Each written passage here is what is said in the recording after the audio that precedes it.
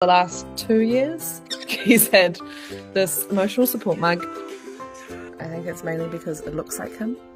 And he lived for the last 3 years with a cockatiel identical to him. After he passed away, Zugda, I think, felt that loss, and that mug had become his one and only.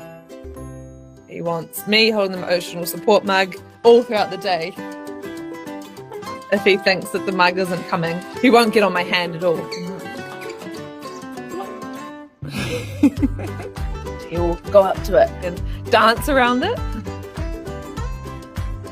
And I have backup mugs, just in case. He really reminds me to just, chill out and just laugh, because he is so funny. I can't really imagine a life without him.